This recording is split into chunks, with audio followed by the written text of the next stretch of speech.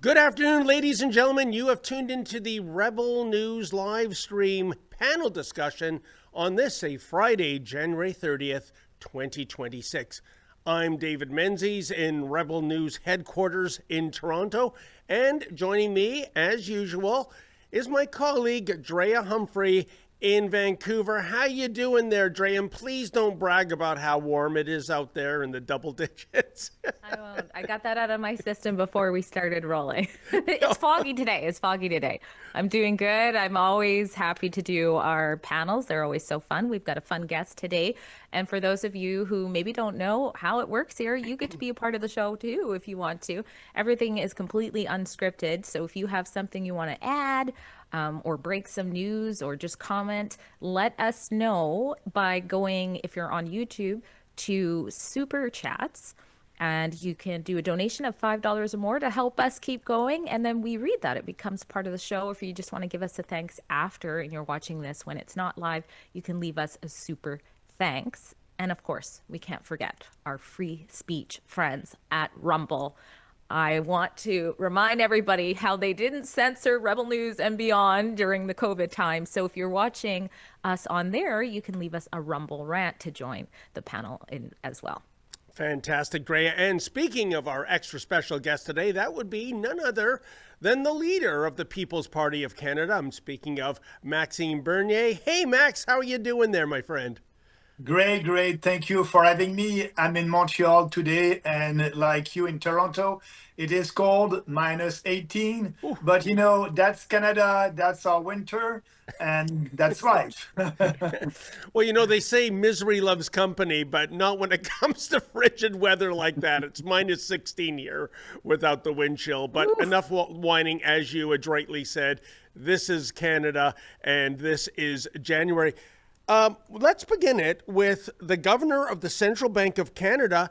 We have a video clip here. He has a very interesting theory what the true grower is of the Canadian economy. I'll keep my mouth shut and let him do the talking.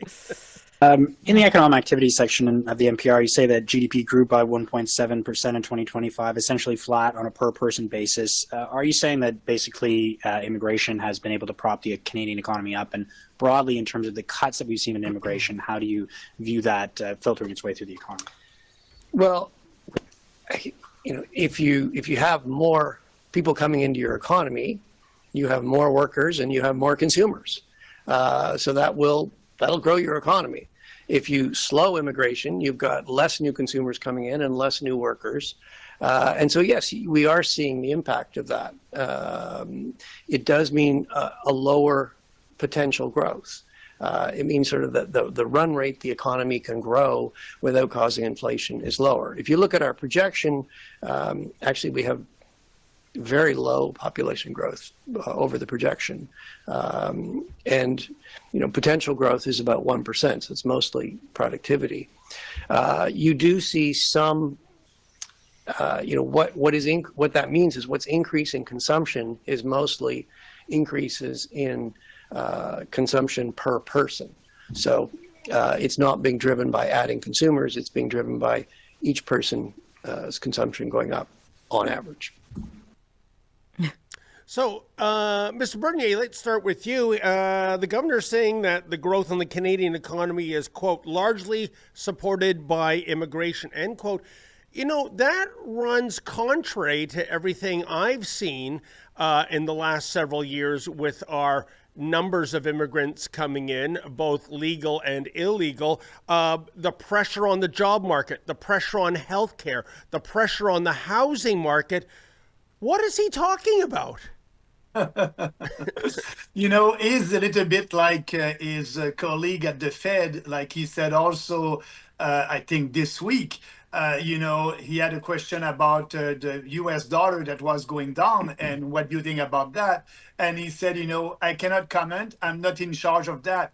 You know, it's monetary policy. You're in charge of the value of the dollar. Your job is to keep the purchasing power of your dollar. So he did not answer the question. And what you have today with our, you know, governor of the bank is saying that, you know, to have economic growth, we need to have more people. No, sorry about that. That's, economy 101. To have growth, you need investment. You need first investment, you need production, and after that, consumptions. So what is saying? We need consumption first. No, we need production. We need investment in businesses, investment from the private sector to create jobs. And we don't have investment in Canada because of the bad economic policies coming from the federal government. So immigration is not the cause of the lack of productivity. Actually, that's the reason why we are not productive, because as you know,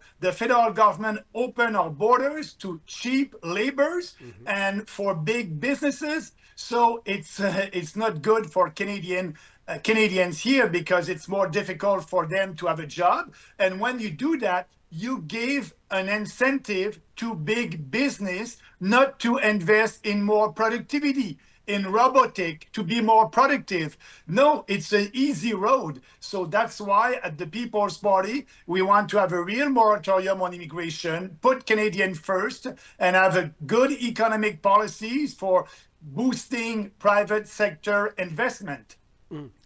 Drea, I mean, I get when the governor says we need immigration.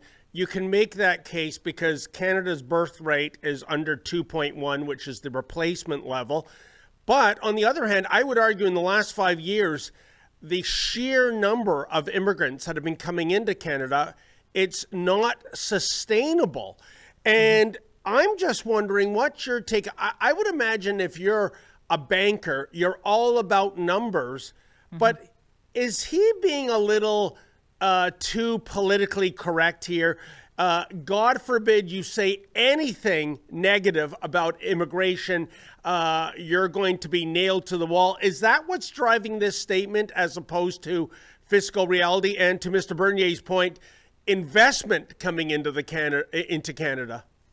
Well, ideology always seems to be what's driving the statement when we're trying to get to the truth of things. The typical 2 + 2 = 500 is what we're seeing here. Everyone who has eyes to see what's going on can see that there is an issue happening here with mass immigration. And I think the other thing that is about being politically correct is just saying immigration and not, making any separation between illegal people coming here too. So that's all coming into here. We are not having the opportunities. It's not like there's a whole bunch of opportunity here that our people who live here are Canadians.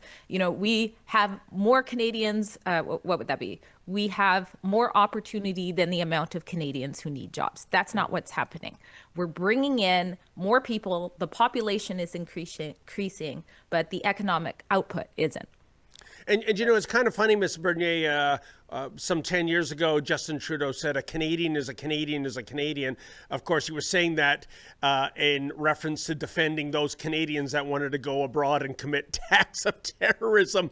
But I would argue when it comes to immigration, it's more like the George Orwell phrase, paraphrase, all Canadians are equal, but some Canadians are more equal than others, because Blacklock's reporter just 2 days ago came out with a report, something like $885 million a year, almost $1 billion, going to free services for refugee claimants and illegal aliens. We're talking about free transportation, free healthcare, free eyeglasses. I mean, how do we find money in the Treasury with our debt and deficit to have this platinum benefit plan for people who aren't even Canadian citizens? Yes, you're right about that. The fact that Trudeau said a Canadian is a Canadian is a Canadian, no, I don't agree with that. Because if you're an immigrant and you're coming to our country and you don't integrate into our society, you don't share our values, sorry, you're not a Canadian. And so what's happening right now with multiculturalism, we are telling them, come to our country. We are welcome. And by the way, if you don't share our value, it's okay. If you don't speak English, it's okay. If you don't speak French, it's okay. You won't be able to integrate into our society. You will live in ghettos, like in Surrey, like in Brampton, Ontario. that's okay. So that's not my Canada. That's not Canada. And so a Canadian is not a Canadian. You're a Canadian if you're coming here and share our values first. Second, about, the aging of our population, that's an old argument that we need more people because the population is aging. First, yes, the population is aging, but the immigrants who are coming are not younger, they're old, and that's data coming from Statistic Canada. So they don't participate to lower the middle age of our population. So they're old like the Canadian population. So we don't have really very young immigrants because of a lot of them are coming from reunification of family. And you have a brother, sister, uncle, granddad, grandmom. So and the other fact that we need more people for economic growth, no, that's the real reason what they're saying that is we need more people because we need more people that will pay taxes to be able to support, the pension, because as you know, our pension system is in Canada, it's a scam. We people right now, young people are paying right now for people who are taking their retirement. So we don't have real money in the bank for that. So we need more young people that will pay for these older guys like me when I retired. But, the solution to that is just to have social services that we can afford. Yeah. So all that, that's why we are saying no more immigrants. It is destroying our social fabric. And I was supposed to be a racist 7 years ago when I said that. But, I must admit that I was right. Drea, Max, I think, made some excellent points there. Let's talk about his first point. It's the whole idea of multiculturalism. It was Trudeau's father, Pierre, Justin's father, rather, who I think it was 1974 enshrined state-sanctioned official multiculturalism. And I think the unspoken deal was always thus. Come from wherever you are in the world. Come and pursue the Canadian dream. Come get a job. Come take advantage of all our social welfare programs. Here's the catch. Leave your hatred behind. Leave your lust for, endless wars behind. But what have we seen in more than 2 years lately in the streets of Toronto, Montreal, so many other cities? Pro-Hamas people going out, chanting genocide, displaying swastikas, cosplaying as Sinwar, the October 7th mastermind. What I'm saying, Drea, is that kind of like the 1970 Ford Pinto, multiculturalism looked good on paper, but in practice, I don't think it's working out all that well. Well, you said something there. You said the Canadian dream, and that's what we're losing sight of. The reason why people were flocking to Canada was to live the Canadian dream. It was this place where no matter your religion, no matter your race, you could come here, adapt to our culture, and make something great, which is what we saw happen in many ways. There are a lot of immigrants that came here that they themselves are upset on what's happening today. I have people who I know who are immigrants and have started businesses here and employ people here, and they're complaining about the amount of money they had to. They're not complaining about that. They're saying that the new wave of people are not achieving the same standards to come here. For example, they had to pay us a bunch of money just to come here and start a business. They really put everything into it, and now it's just a free ride. And not my words, theirs.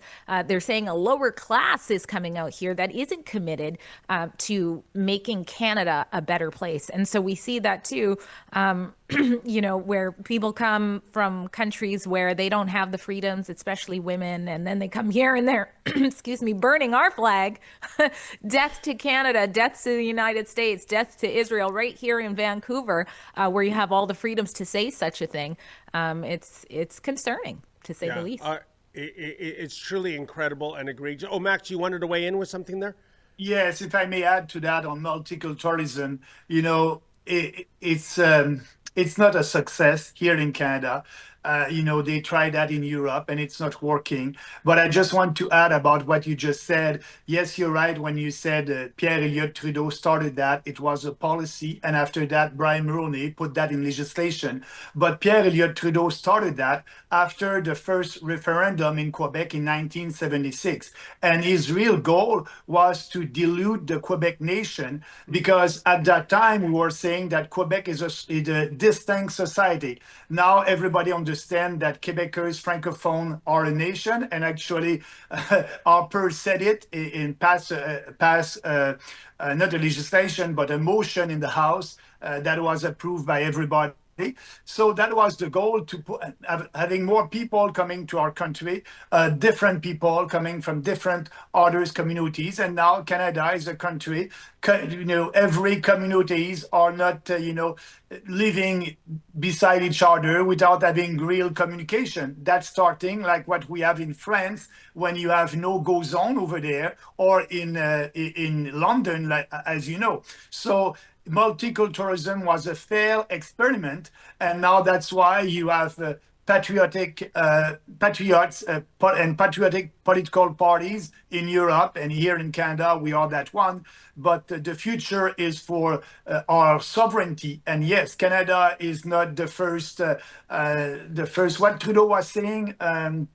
First non-national state. No. We have values. We are people who want to live together, but under the same umbrella.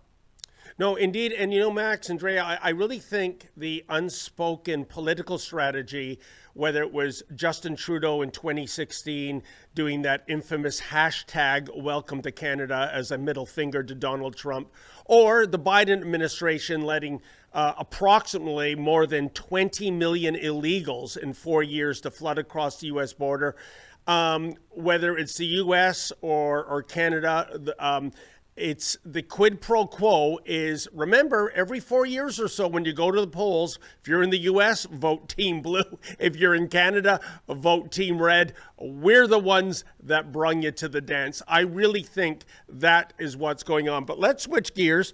To use a title of one of my favorite Twilight Zone episodes, Nightmare at 20,000 feet.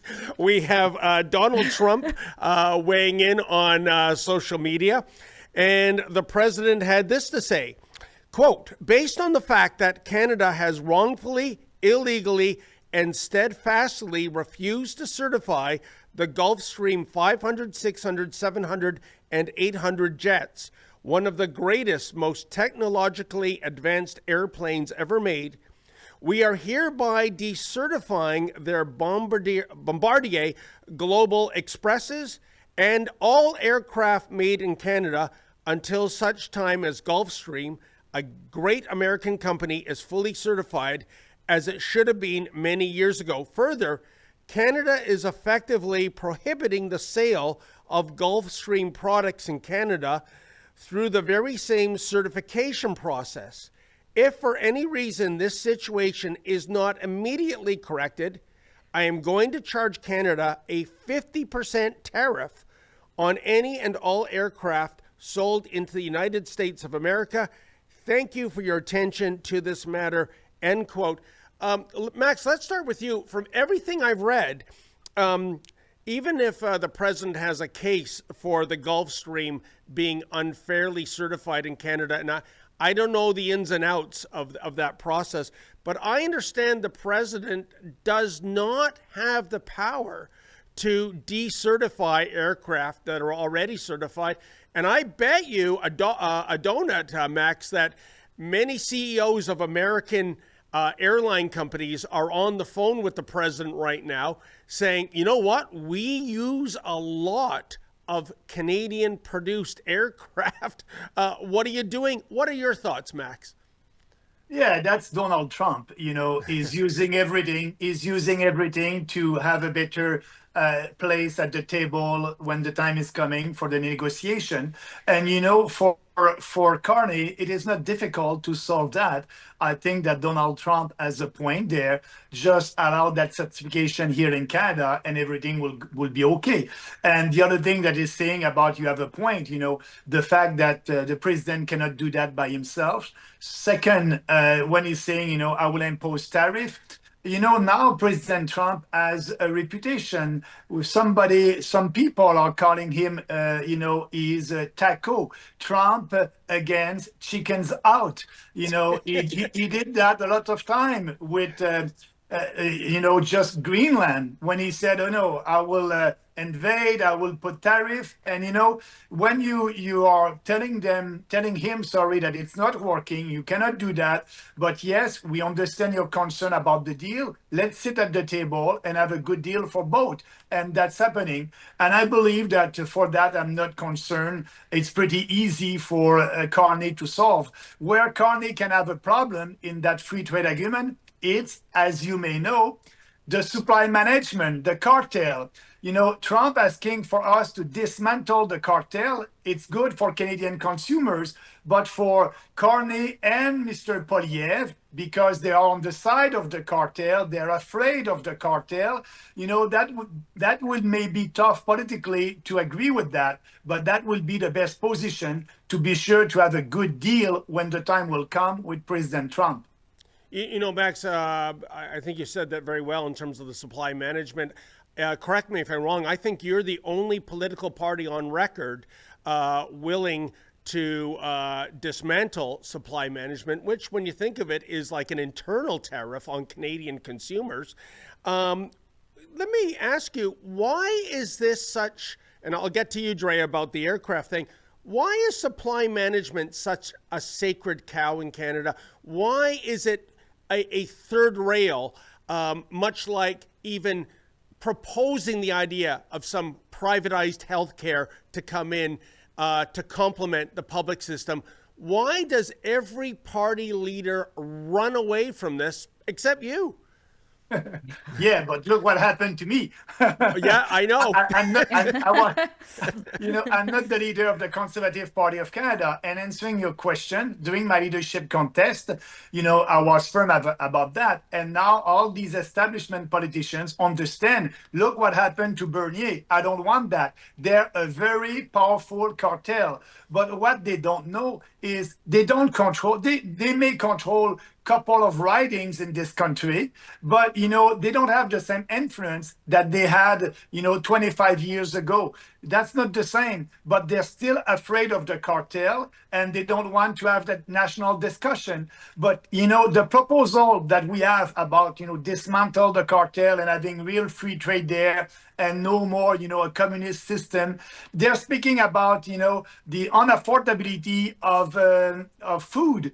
But milk, poultry, and eggs, that's a big part of our of the food that people are buying. So the best way to reduce the cost of that is to abolish the cartel, because as you know, you go in the US, you buy a dozen of eggs, it's half the price. So it will bring more competition, it will bring more investment, and also we can have good legislation in Canada that would protect Canadian consumers for the products that must be the same quality that the products that we have here in Canada. So it's a good proposal, but they don't want to educate the population about that. They're looking at the win and, the cartel did influence the population and the population think that it's the best thing to do. So we won't do anything. And, we don't want to have them against us. That's the same for the Conservatives or the Liberals or the NDP or the Bloc Québécois.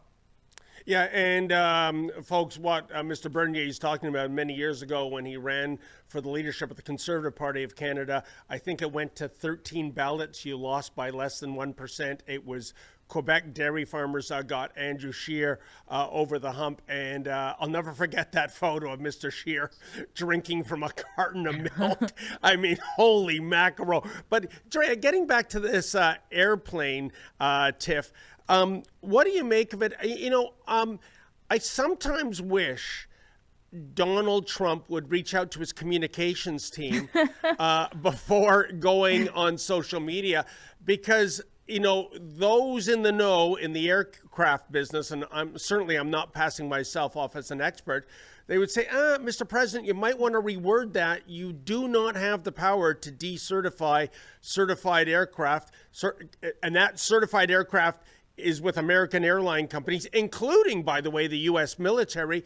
Do you, and Dre, I don't suffer from Trump derangement syndrome, quite the opposite, actually. But do you kind of wish the president might reach out and speak to those in his cabinet, those in the know, before taking to social media? Because this looks like a loser for him. Well, I'm also not an expert, so I'll take your word for on what he can and cannot do. I think for his administration, absolutely. They're like, oh my gosh, get the cell phone away from that guy. As a journalist, it's great. It's great. We know exactly what he's thinking. I mean, when do you get the opportunity to know when and what the leader of a country is thinking? It's kind of scary at times to be inside of his brain. This would be an example of one. So I'm happy to hear what you're saying about that. Maybe, it's just him texting and not a whole lot of teeth. I think this is largely connected to sort of Canada potentially backing away from purchasing the F-35s that the U.S. not only wants, but essentially is saying, hey, if you don't buy the F-35, we may have to rewrite the NORAD agreement. And that is essentially how we've been working together in collaboration to manage our airspace. There might be more of the U.S. Control over that. I think we've been sharing, radios and how all of that works. So a lot seems to be on the line there. And that was just a piece from the National Post about why we should buy that. But it seems like what he's commenting is tied to that as well.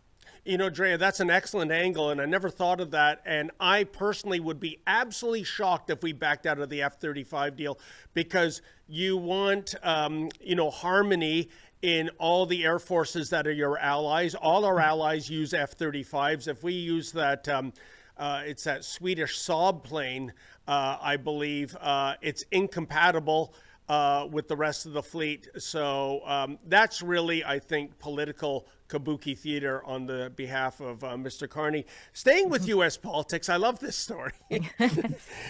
Former Minnesota governor says his state, Minnesota, should petition to leave the U.S. and join Canada to escape the Trump administration. Oh my goodness, Maxine, so many angles here.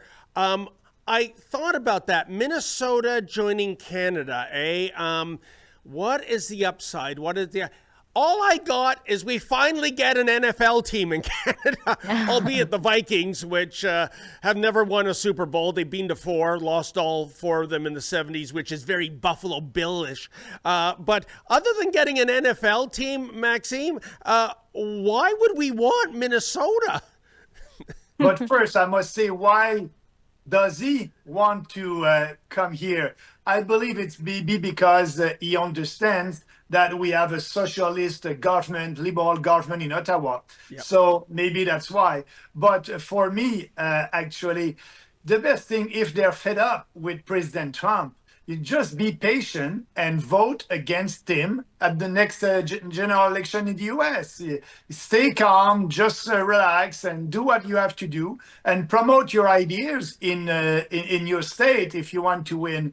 But it's a little bit fun, it's a little bit crazy. But on the other side, I like football. I was playing football when I was younger. I like that. It's my sport. It's the only sport that I'm looking and watching on TV.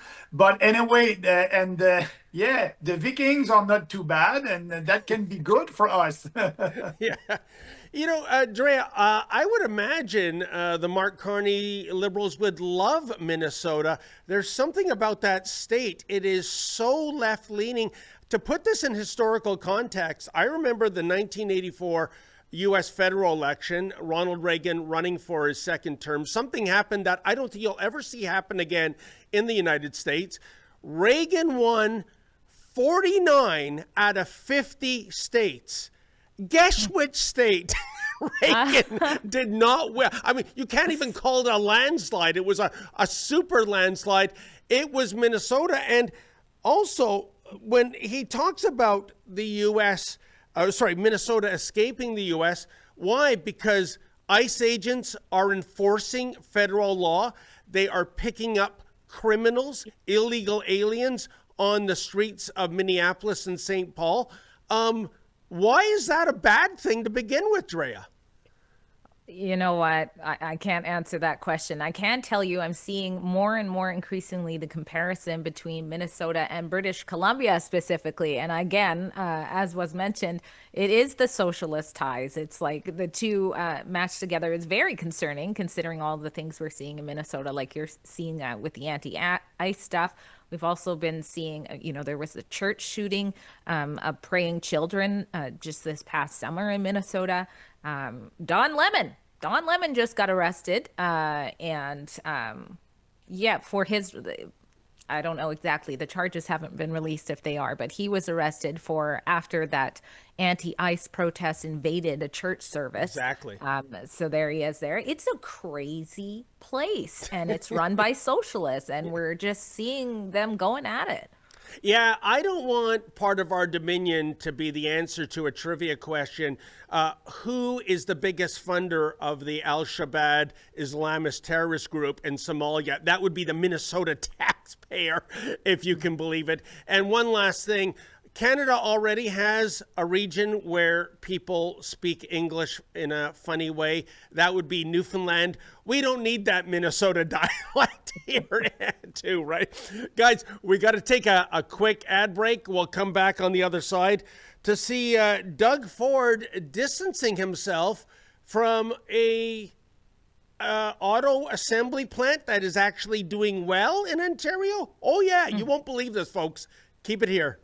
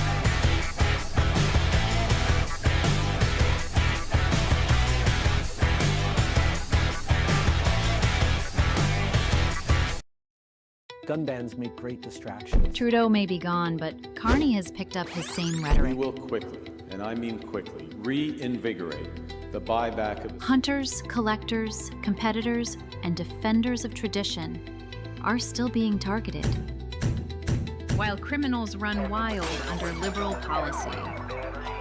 But we are fighting back. Join us, Canada's National Firearms Association, in defense of freedom. Calgary, if you're coming to the Conservative Party convention, or if you're like me and you like freedom and a cold drink, well, I think I have plans for you. On Saturday, January 31st at 7 p.m., Rebel News is taking over the James Joyce Irish Pub in downtown Calgary for a Rebel News mix and mingle. This is not going to be a panel discussion. There probably won't be a ton of speeches, although if there's a microphone in Ezra Levant, maybe I'm making promises that I can't keep. But really, this is going to be a night to relax, talk politics, swap war stories, and actually meet the people the legacy media loves to hate. You know what that means. Ezra Levant will be there. I'll be there too. So will Convoy superstar Tamara Leach, acclaimed children's author Elise Merle will be in from Saskatchewan, and of course our Calgary team, Angelica Toy and Sid Fizard. And hopefully, all of you will be there too. We've got complimentary snacks, a cash bar, photos, laughs, and real conversations with Conservatives from all across the country and here at home. Whether you're a longtime Rebel supporter or a Conservative Party member looking to escape the tediousness of the convention, or you're just from Calgary and looking for some fellowship with some fellow travelers in the Conservative movement, this is the place. Space is limited because tickets are affordable, and this is our way of saying thank you to the people who actually make independent journalism possible. For tickets, go to rebelnews.com/events.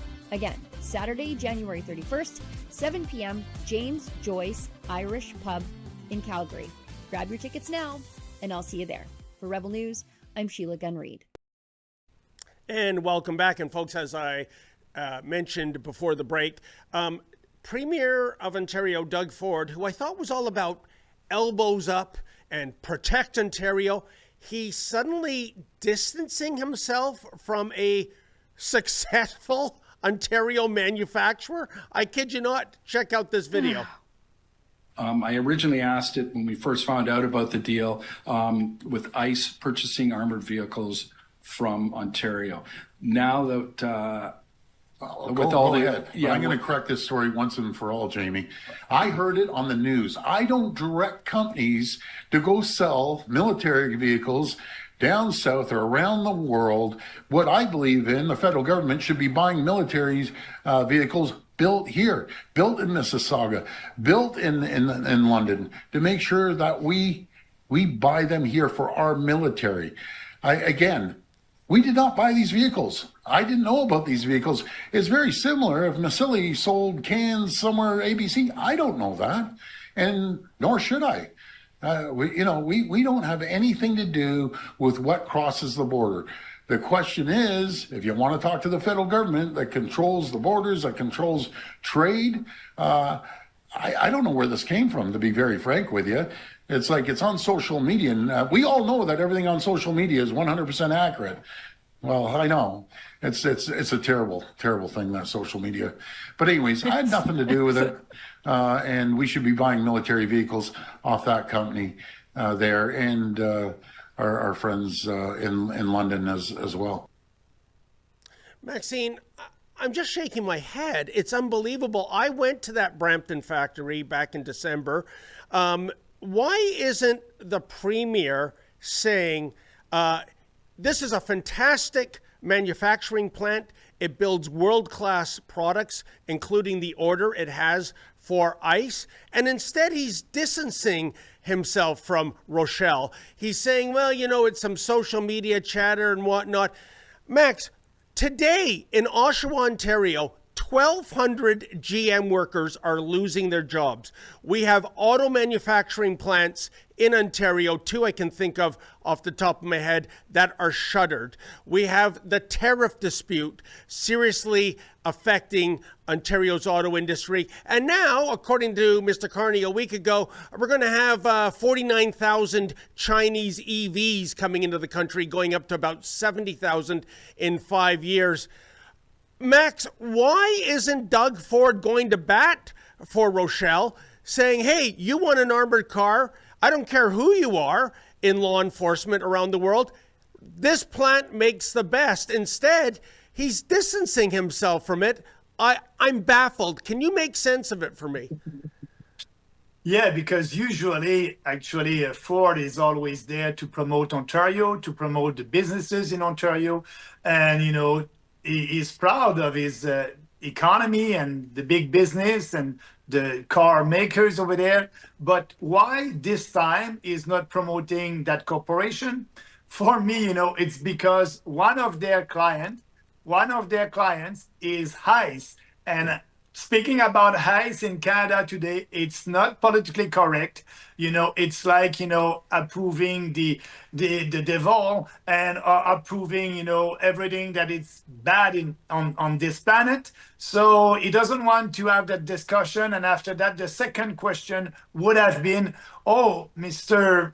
Premier, you are okay with a corporation doing business with ICE and the US and all these undemocratic police force? So he doesn't want to have a second questions about that. But it's funny, if you are a business, yeah, it's good. You have a great client and go for it. And actually, I must admit that all these, when you are selling military armaments and military stuff around the world, it is approved by the federal government. the federal government must approve your clients because, as you said in the beginning, you don't want these vehicles to go to your enemies. And that was approved by the federal government. But for Trump, it's too dangerous politically today to support that.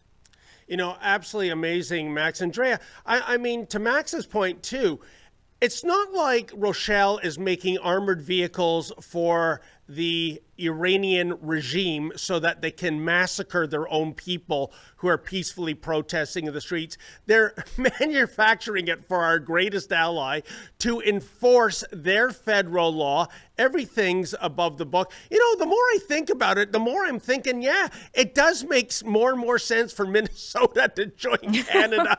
Because when you have ostensibly a conservative premier speaking out against immigration law enforcement, i.e. Doug Ford, I think we got a big problem in this country.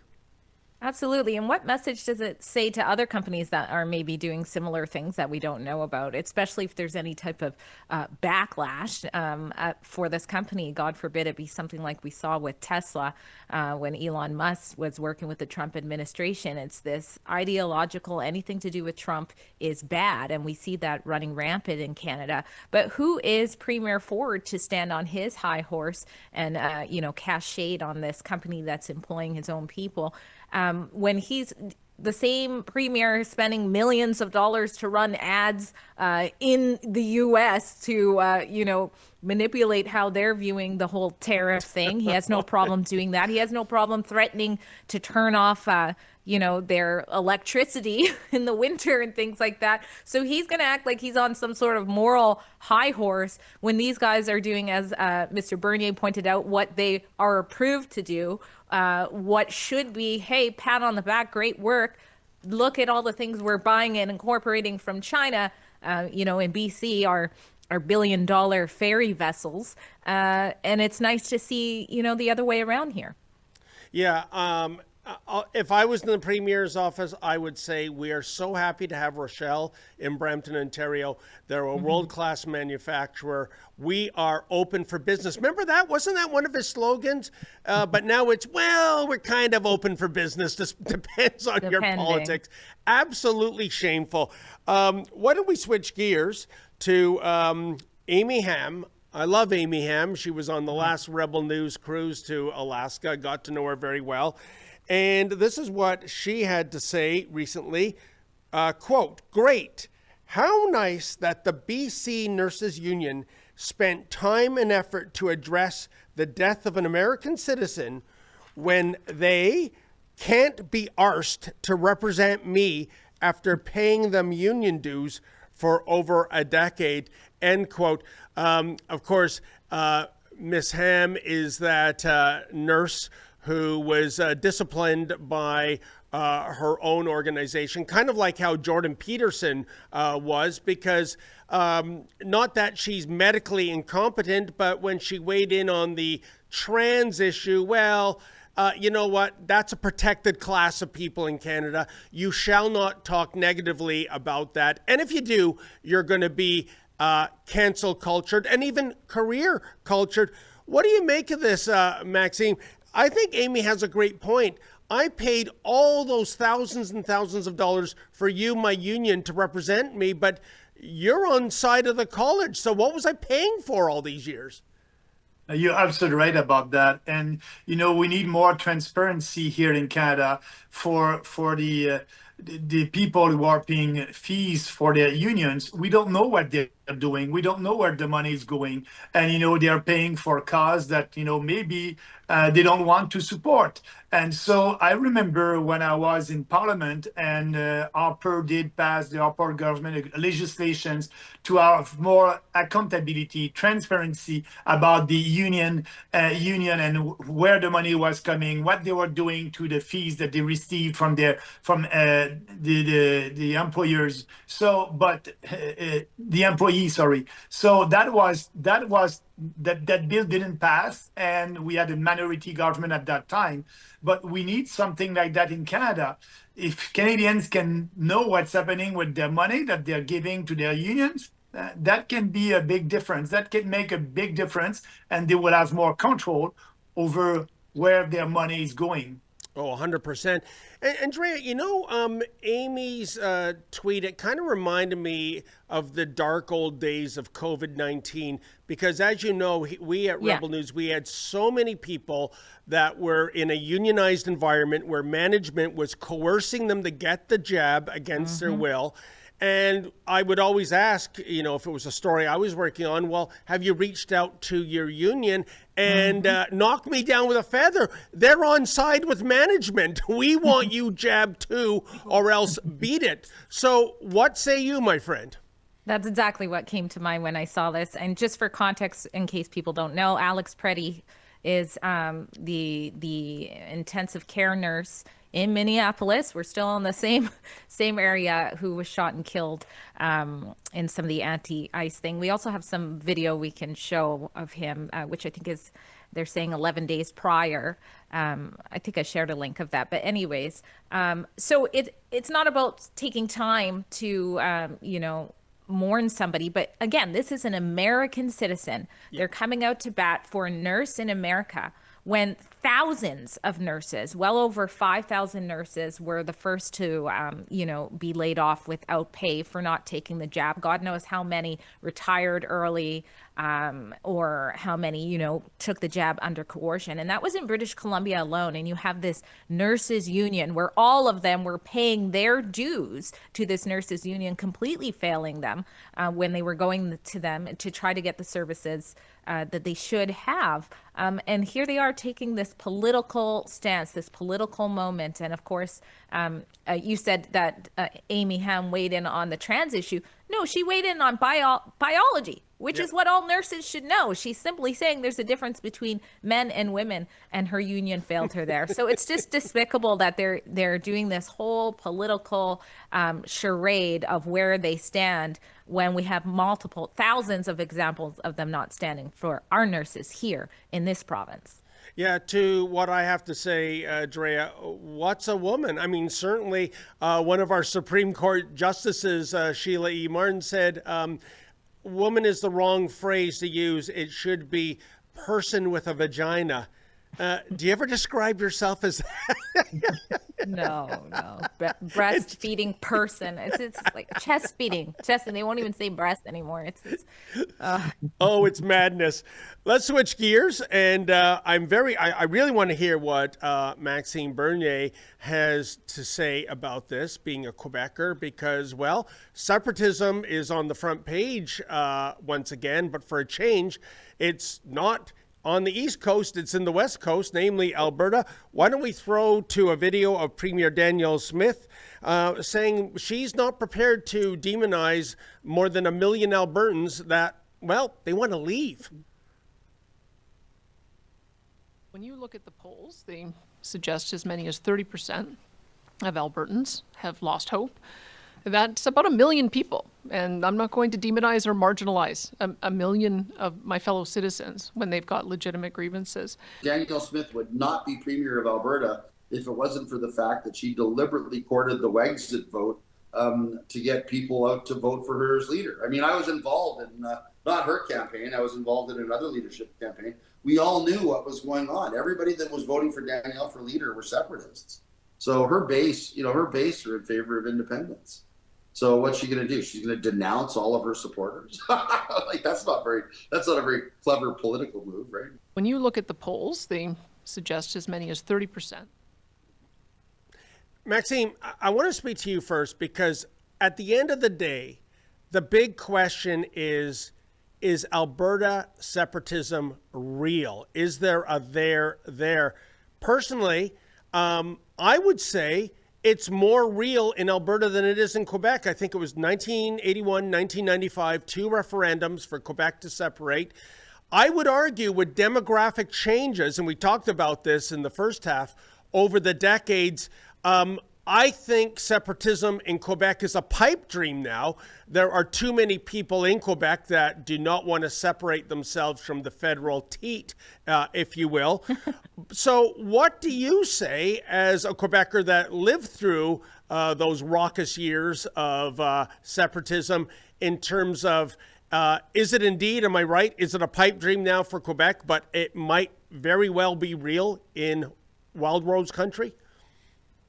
You have a point. Actually, I must say that it's unreal, speaking about separation for Carney and Polyev. They don't want to speak about that. They don't want to acknowledge that, there's big concerns in Alberta. We have a centralized federal government that is not respecting the Constitution. So, yeah, I'm looking at what's happening in Alberta right now. Albertans may have a referendum this fall, and when you have 30% of the population, that's huge. But for me, I'll be the only federalist leader of believing in this country that will be with the yes side. And I said that publicly. I voted yes in 1995 in Quebec, not because I was a separatist, because I wanted the federal government to respect, to stop to interfere in provincial jurisdictions. And 30 years later, it is worse. And for Albertan, look, you have the equalization formula against you. You have, all these national programs that you're paying, and other provinces like daycare, pharmacare, and dental care. It's under provincial exclusive jurisdictions, and the federal government is interfering there. You cannot build pipeline in this country. So they have a real reason. But for why I will support the yes side, because we need a constitutional crisis to be sure that, these establishment political parties will take Alberta seriously and not for granted. And now they are not, because if Albertans vote yes, they will have three options. First, to sit at the table with the federal government and have a new agreement, and that's my first choice, a new agreement in line with the Constitution that we signed in 1867. And if it's good for Alberta, it will be good for Quebec and every province. And if they're not able to have that deal, they will be independent, and they will have the choice to be the 51st state. But, I understand that some separatists in Alberta went to Washington. Actually, in 1981, like you said, under René Lévesque, and in 1995 with Jacques Parizeau, they did go to Paris, they did go to Washington to have the support of these two countries. Why? Because if you want to be a real independent country, you need to have international recognition. And these people who went to Washington, they're independentists, and they want to be sure that Washington will say, yes, you're an independent country, and now we can negotiate with you, and look, we can offer you to be the 51st state or not. So that discussion about 51st state will be after an independent Alberta. Before that, they need to be independent, and they need to have the recognition of other countries. And about your point in Quebec, you are right. Right now in Quebec, we will have an election this October. The PQ, the Independentist Party, is in advance in the polls. I believe that the PQ will win. And the leader of the PQ said, we will have a referendum in the first mandate of a PQ government. Maybe in 2028, 2029, I don't know. But actually right now, the fact that with mass immigration, we have a lot of people who came here, and, they don't share the same point of view of other Quebecers about the separation. And so that would be more difficult for Quebec, I believe so, the third time. But for Alberta, I'll be pleased this fall to be in Alberta and to tell them, if you want a real change, vote yes. The more support you have, the more bargaining power you will have. And Max, to your point about Quebec delegations going to France during the separatist debates, I also remember, I think it might have been in the late 60s, on the file of so-called foreign interference, Charles de Gaulle making that infamous speech, Viva Quebec Libre. So that seems to get a pass, whereas BC Premier Eby calls Alberta separatists guilty of treason.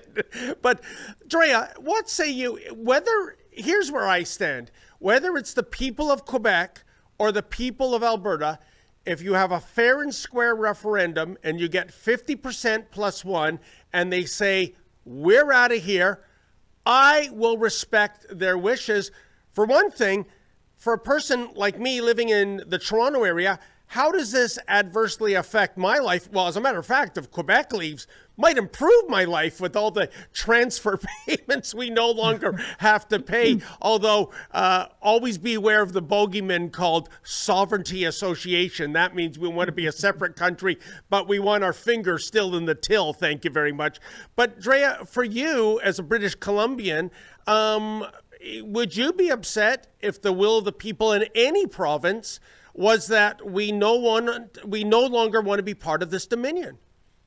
Well, sitting here in the Minnesota of Canada, I was also born in Alberta, so I'm kind of like one foot in both provinces, kind of like, well, let's see how this plays out. Might work out good for me either way. But I think that's what a lot of people are doing. They're looking at Alberta to see what could happen. What is the potential? What is going to be on the table if this actually happens? And I know Rebel News has done a good job, our colleagues in Alberta specifically, at our independencereports.com to show that this is a real thing. There are a lot of people considering this. So I wouldn't entirely underestimate it. As far as whether or not I respect or you know, I just feel like it's not even my place. I don't live there, haven't lived there since I was a child.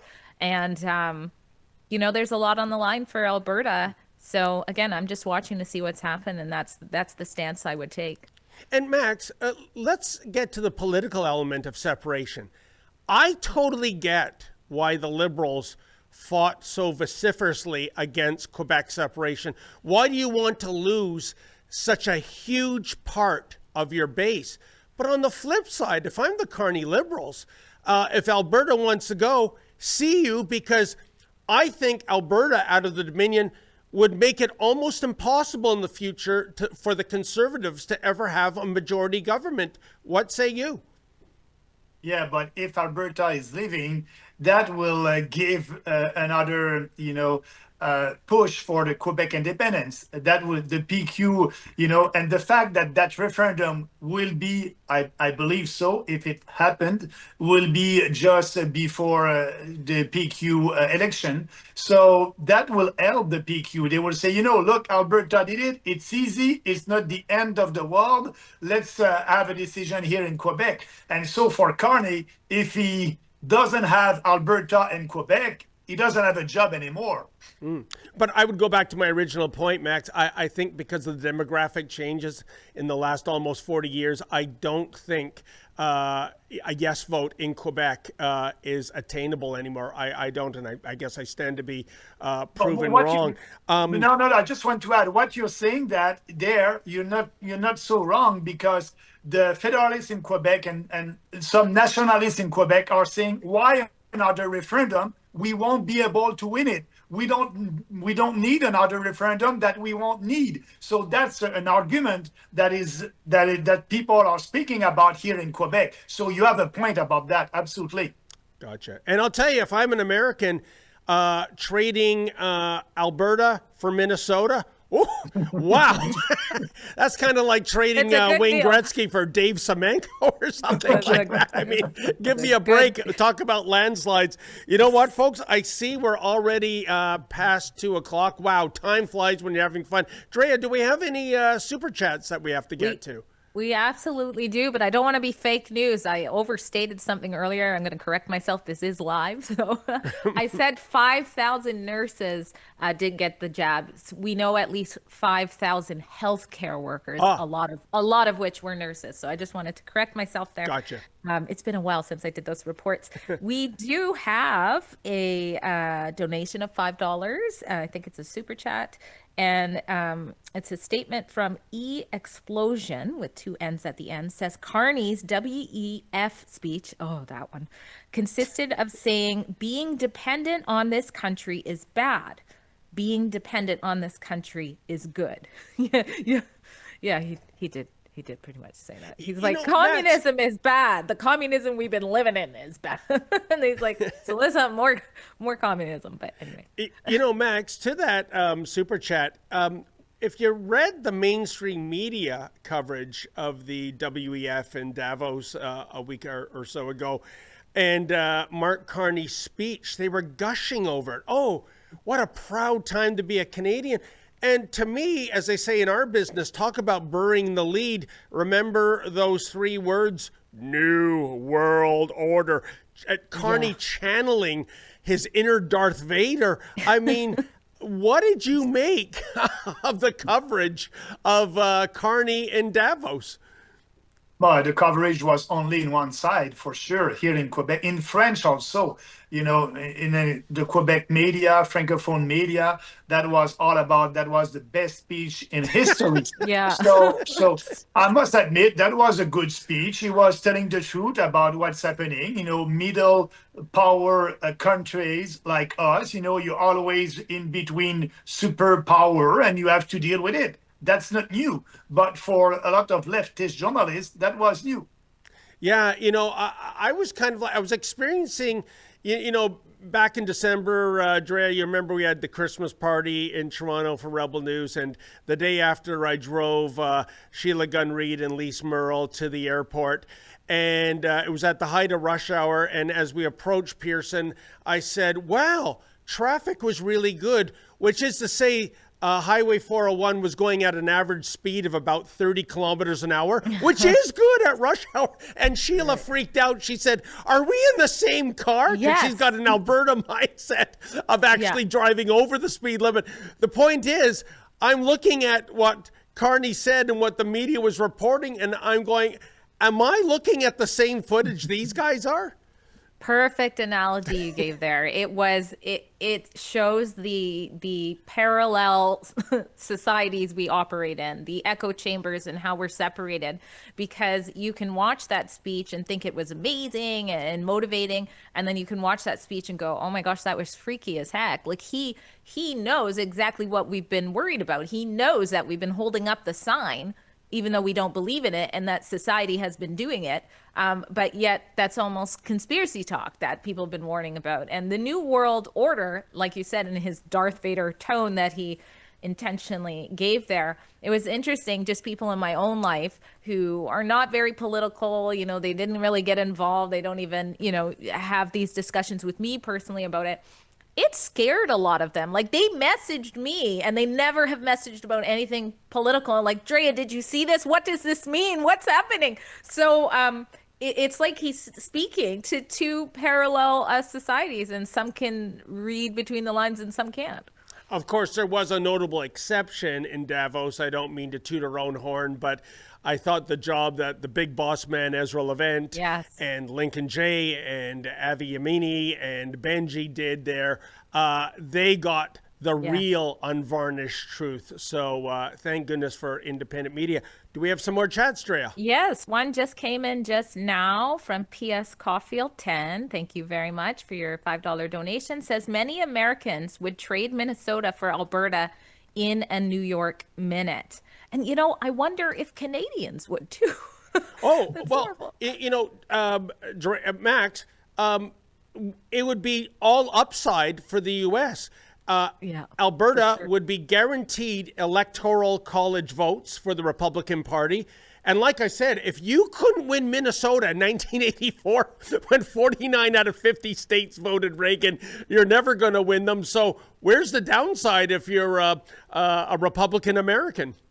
There's no downside. It's only for us on our side, if that is happening, forget the conservative and forget myself. We won't be able to be elected or for the conservative to be in government anymore.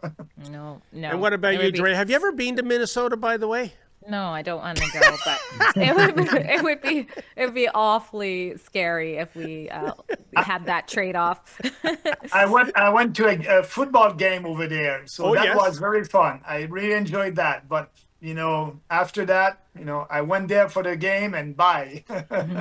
Now, Max, was it in their new dome stadium, or was it when the Vikings played outdoors and basically you were risking frostbite watching a Vikings game? Yeah, it was outdoor, it wasn't the new one. Well, you're a true survivor, my friend. Yeah. Drea, any more chats there? That's it for today. It was fun talking with you guys. It was absolutely a blast. Max, I had so much fun. I hope you enjoyed your time on the panel. It's always wonderful to get your perspective on things. And for our viewers, where can they find you? Where can they read about you and the People's Party of Canada? Yes, they can go on our website, peoplespartyofcanada.ca. They can always also follow me on the X, Twitter, Maxime Bernier of the People's Party of Canada, and all these social media, YouTube, Instagram, TikTok. So yeah, we are there, and it's the same, what I said today, it's the same ideas. We have a strong platform, and at every election, it's the same ideas to fight to be sure that we will regain our country. And Max, I would be remiss to ask you this before you leave us. We saw that presser on Monday with Prime Minister Carney at a supermarket, which was surreal. You can almost imagine Carney saying, "What are all those multicolored spherical things?" And his staffer saying, "Oh, Mr. Prime Minister, that's fruit and vegetables." Oh, I see. Yeah, this is where the little people buy their groceries.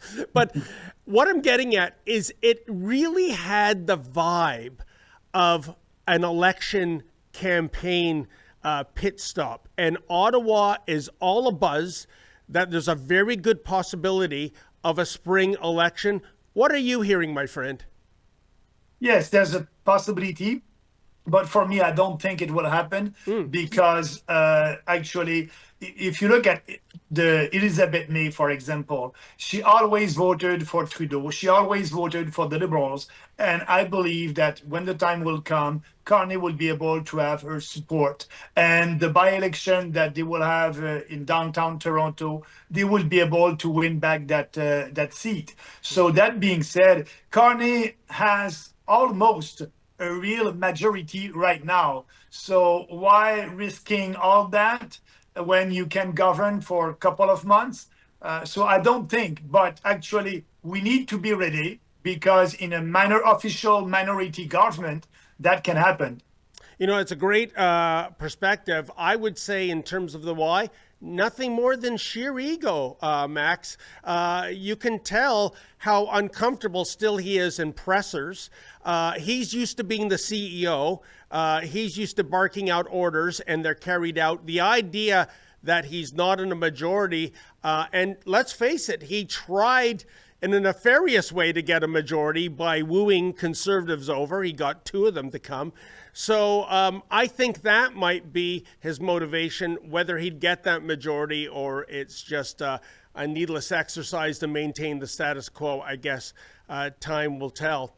But anyways, Max, thank you so much for your insight into the stories of the day. And Drea, thank you for co-hosting. And I want to thank everybody who tuned in, especially those who gave us a super chat. Unlike the trained seals in the mainstream media, we don't get any of Mark Carney's journalism slush fund dough. That's another reason to like Mr. Bernier, by the way.